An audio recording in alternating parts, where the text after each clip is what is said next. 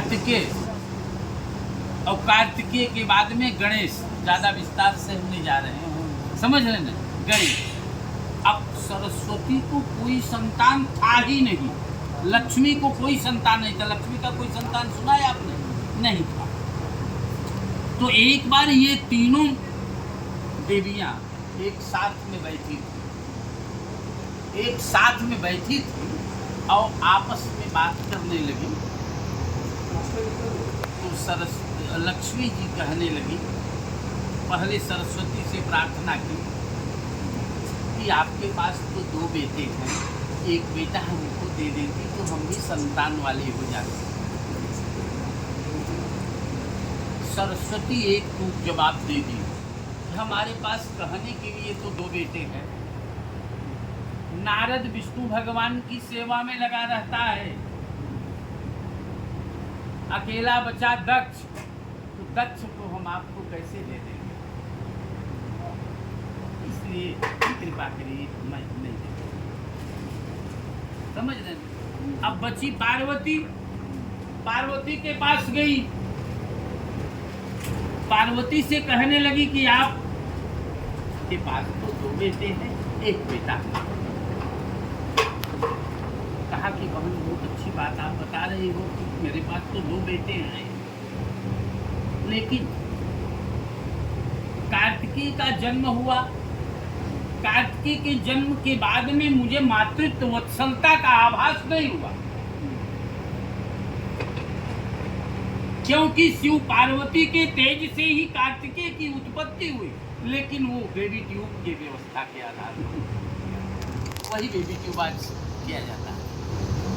समझ रहे? डॉक्टर तो आज ले आए, वो बेबी ट्यूब की व्यवस्था के आधार पर उत्पन्न हुआ, लेकिन मुझे मातृवत्सलता का आभास नहीं हुआ। उसी वत्सलता को प्राप्त करने के लिए मैंने गणेश की उत्पत्ति की। आओ, गणेश की उत्पत्ति तो बड़े हर्ष से किया, लेकिन बाल्यावस्था में ही उसके पिता गणेश जी का सिर काट दिया। तब से मैं किसी पर भरोसा नहीं करती, इसलिए गणेश को अकेला मैं छोड़ती नहीं। इसलिए हम गणेश को आपको नहीं देना चाहते। और कार्तिकेय को अगर मैं दे भी दूं तो कार्तिकेय जाएगा कि नहीं जाएगा ये मुझे आभास नहीं, लेकिन मांगो उसी से जो दे दे खुशी से, और कहे ना किसी से। आपने मुझसे मांगी है, और ये भी कहा गया है, मांगन ते पहले वे मुए जिनमुख निकसत नाही। आपने मुझसे मांगी है तो मैं आपको एक विकल्प बता रही हूं कि आप मुझे वचन दीजिए कि गणेश को कभी भी अकेले नहीं छोड़ूंगी। अगर ये वचन दे रही हो तो हम गणेश को देने के लिए तैयार हैं। माँ लक्ष्मी जी ने तुरंत कही कि मुझे प्राप्त करने के लिए कोई पूजा करना चाहेगा तो भी गणेश की पूजा करेगा, इसलिए मैं वचन देती हूँ कि किसी न किसी रूप में हम गणेश के साथ में हर समय रहेंगी।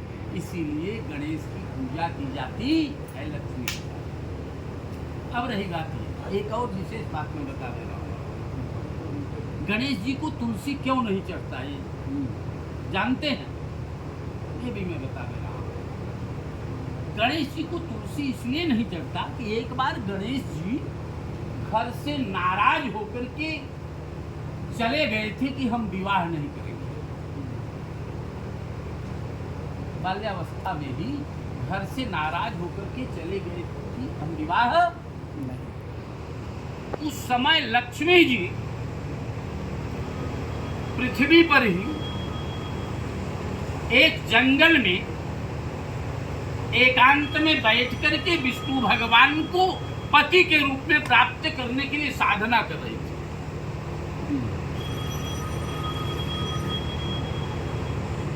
गणेश जी को आते हुए देख करके लक्ष्मी जी उठ करके खड़ी हो गई और गणेश जी के नजदीक जाने का प्रयास किया। नजदीक पहुंच भी गई। हाथ जोड़ करके कहने लगी कि मैं आपके साथ विवाह करना चाहता हूँ। गणेश जी ने कहा कि माते, आप जिसके लिए साधना कर रही हो उसी के साथ विवाह करो। मैं तो घर से नाराज होकर के चला आया हूं, मैं विवाह ही नहीं करूंगा। अच्छा ये बताओ, कोई युवा नारी को अगर कोई व्यक्ति माते कह दे तो वो क्या कहेगी? कोई युवती नारी को कोई माते कह दे, लक्ष्मी जी नाराज हो कि तुम एक विवाह के लिए हमारी बात नहीं स्वीकार कर रहे हो, मैं तुम्हें श्राप देती हूँ कि तुम्हारा 2 विवाह होगा और एक साथ। समझ रहे हैं? अब रही बात ये, अब ये बात तो फाइनल हो गई कि विवाह हो। तो जब गणेश जी को लक्ष्मी जी ने श्राप दे दिया कि तुम्हारा 2 विवाह होगा, तो गणेश जी ने भी लक्ष्मी जी को श्राप दिया कि तुम कुछ समय के लिए राक्षस की पत्नी बन जाओ।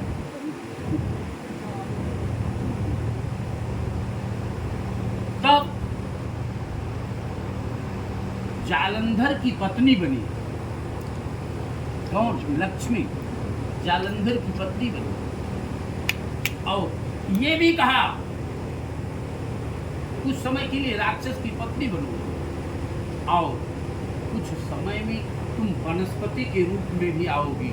तो जब वनस्पति के रूप में रहोगी तब नाम तुम्हारा तुलसी होगा। हाँ, तुलसी को नहीं, इसीलिए तुलसी को गणेश नहीं चढ़ाना। अब वही तुलसी एक नारी के रूप में भी आई। ब्राह्मण की बेटी हो गई थी और एक राक्षस के बेटे के साथ में विवाह हुआ था, जिसका नाम था शंखचूड। वही शंखचूड आगे चल करके विष्णु भगवान से जब मरा तो वो शंख के रूप में उपस्थित, इसीलिए विष्णु भगवान को ये शंख। अब एक संक्षेप में मैं बता देना चाहता हूँ कि गृह प्रवेश में अष्टशल्य दोष की विधि क्या है। सबसे पहले दरवाजे पर से प्रवेश करना चाहिए। जैसे शास्त्र ये कहता है क्या कि न विप्रपादो कर्तमानी न वेद शास्त्र प्रतिगर्जितानि स्वाहा स्वधा कारविवर्जितानि श्मशान तुल्या निगृहाणि तानि। न विप्रपादोदकर्तमानि, जिस घर में ब्राह्मण के पैर धोने से कीचड़ न उत्पन्न हो। न वेद शास्त्र प्रतिगर्जितानि, जिस घर में ब्राह्मणों के वेद मंत्रों की प्रतिगर्जना न हो। स्वाहा सदाकार विवर्जितानि, जिस घर में वेद मंत्रों के द्वारा आहुतियां न डाली गई। जिस घर में पितरों का स्मरण न किया गया। श्मशान तुल्या निगृहाणि तानि, हवेली बनवा दे लेकिन वो श्मशान तुल्य होता है। इसलिए अष्टशल्य दोष समाप्त करने के लिए ये विधि होना वास्तु शांति गृह प्रवेश विधि। अभी आज वास्तु शांति गृह प्रवेश नहीं हो रहा, इसको नहीं मानना। आज तो एक, क्योंकि हम लोगों ने संकल्प 3 प्रकार का होता है। क्या? मनसा वाचा कर्मणा। आज की व्यवस्था जो ये है ना, जैसे गांव की भाषा में कहा जाता है ना, उपवासे फल पतोहू की जूठ है।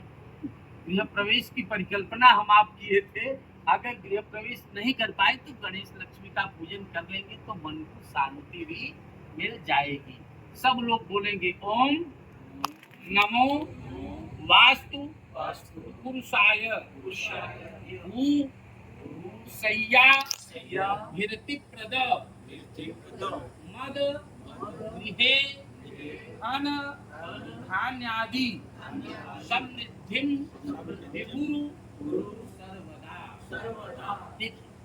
वास्तु का पूजन हम आप क्यों करते हैं, वास्तु है कौन, इसको भी जान लेना आवश्यक। जैसे ये जो मिठाई आई है, अगर दुकान का नाम हम जान लेंगे तो बड़े प्रेम से इसको स्वीकार करेंगे, वहाँ की मिठाई है तो ब्रांडेड है, बिना कुछ सोचे समझे हम इसको खा सकते हैं, कोई समझ रहे हैं। तो वास्तु है कौन, इसको जानना कंपल्सरी। एक राक्षस था जिसका नाम आप लोगों ने सुना होगा, उस राक्षस का नाम था अंधकासुर।